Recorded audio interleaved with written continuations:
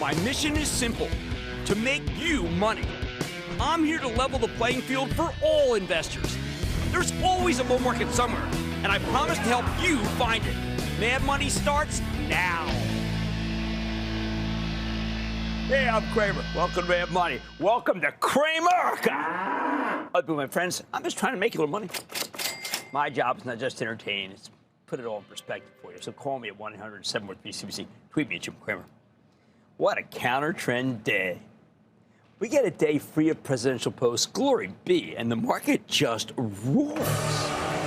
Dow gaining 675 points, S&P climbing 2.13%. House of pleasure. NASDAQ pole vaulting 2.61%. So before we go to the game plan for next week, I want to remind you that at any moment the president can wreak havoc on anything I have to say with a gratuitous post, reminding people that there's more pain ahead. I've made it clear that I think many of the president's posts are gratuitous. The House of Pain. We're all aware of his trade war. The House of Pain. We don't need to be told, here comes pain. The House of Pain. Right now, people are scared. We saw a shocking decline in the University of Michigan Consumer Sentiment Survey this morning. People fear inflation and worry about their savings, which happens to be, in many cases, the stock market. They don't know what tariffs mean, and they haven't had them explained to them in any satisfactory way. So they figure the tariffs are yet another thing that raises prices in the supermarket, and that's probably true. I know the president and his crew have chosen not to focus on the stock market because they don't want to have it be a referendum on themselves. I agree with that, but it won't be. It'll be the voice of the people and what they're worried about. Think of the market as a gauge of hope versus despair. The results lately demonstrate despair, even if today we finally got a solid session. The cause and effect are so palpable that you don't need me to tell you how these gains came about, do you? All right, we're going to have another referendum of the consumer, and it's going to come as soon as Monday when we get February retail sales numbers. I think the consumers pulled back hard because the consumer fears their jobs. They want to know if they're next. It's unavoidable. The president's ability to create a climate of hope or a climate of fear. And lately, Trump's gone all in on fear. It's a shame. And it'll be reflected in what I am sad to think will be some dismal retail sales numbers. On Tuesday, we're going all happiness. We're going to San Jose, California, to GTC, the All Things Generative AI conference run by NVIDIA, long my favorite company. The event, known as the Woodstock of AI, is a week-long affair, and we'll be there for the crucial events on Tuesday and Wednesday, including Jensen Huang's what I think is going to be an amazing keynote address on Tuesday. Hey, speaking as someone who missed the original Woodstock, I'm not going to miss this Woodstock. And to me, this is Woodstock. Yeah, look at these companies. Look at how great these companies are. These are unabashedly positive companies that create wealth, that put food on the table, that give people jobs. This is what I celebrate. Also on Tuesday, we get February housing numbers. We need these to get stronger because we can't slip into recession. That'd be terrible.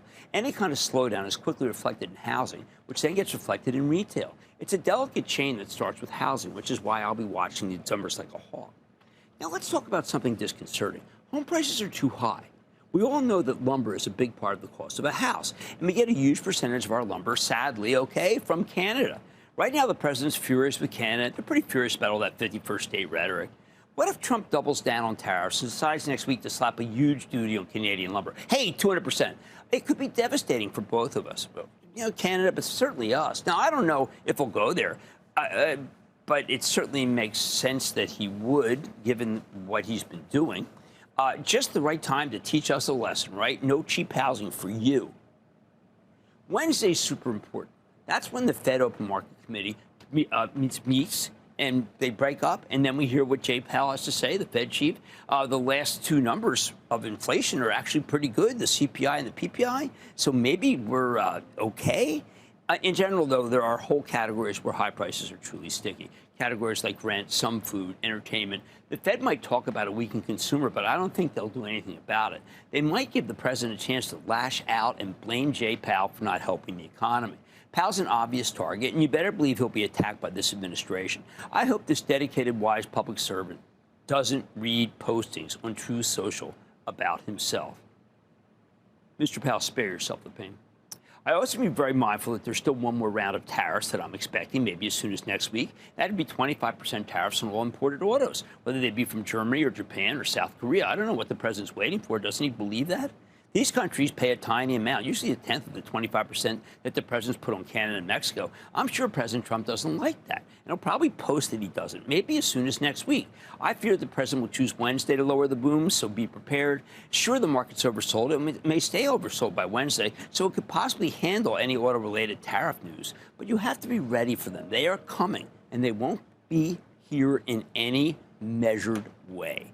Now, we've got some important corporate news Wednesday, too. First, General Mills reports, and I read a piece this morning that predicted that they'd missed their numbers. I know Mills is in the crosshairs of the Secretary of Health and Human Services, Bobby Kennedy Jr., because it has artificially colored cereals that make you want to eat stuff that's too sugary.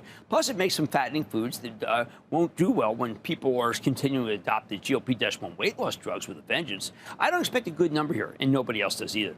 Thursday's abnormally huge. In the morning, we have Darden, the parent of Olive Garden. The restaurant cohort is still all over the map. I see a lot to like about the ones that offer the customers a great value, and that's why I'm betting we'll see good numbers from Darden. After the close, the big guns come on out.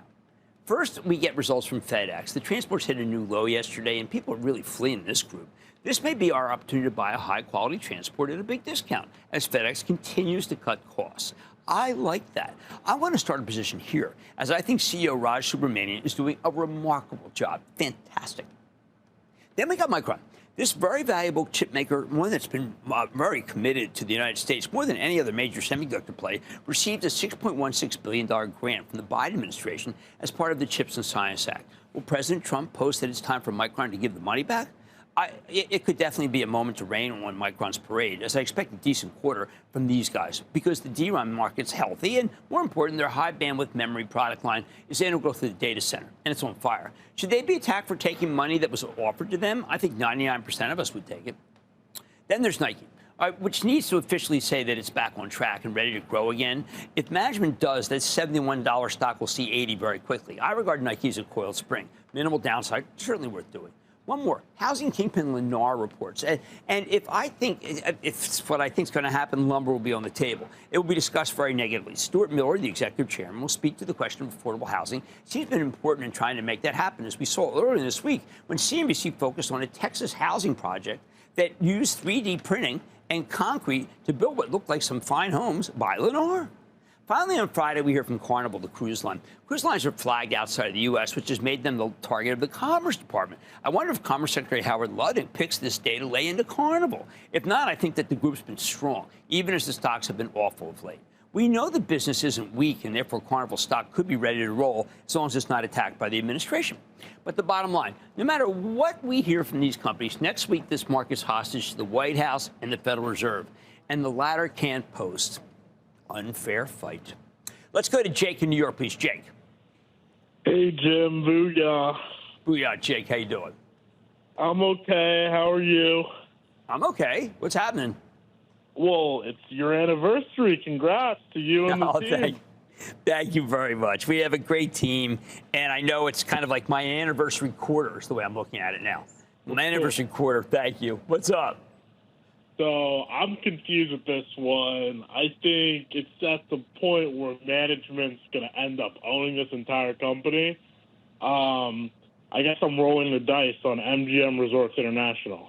You are rolling the dice on MGM Resorts International. I'm not a dice roller. I am a card player, and I like it very much. But I wouldn't want to own that one. But you know what? We're going to go out west. We're going to talk to Wynn. Maybe I can figure out a little bit more about what to do with the casinos, providing that the president doesn't post that you're not allowed to go to casinos anymore. Never know. Anyway, next week's earnings are important, but the market is ultimately hostage to the White House and to a lesser degree the Fed. Tough place to be, particularly because the Fed can't post, but the White House can. Man, Money tonight, I've been thinking about where the market could have been if the constant news of tariffs hadn't caused all of this fear. Don't miss my take. Then today's rally showed that there's still opportunity to be found in this tape. I'm rounding out my sell-off opportunity series with one more sector that's worth looking at. And by the way, the others really did well, so you got to listen up. And as we navigate all this market volatility, I'm getting a better sense of where our viewers' concerns lie, taking some questions from the Investing Club members who didn't get to have their questions answered in yesterday's club meeting. So stay with Cramer.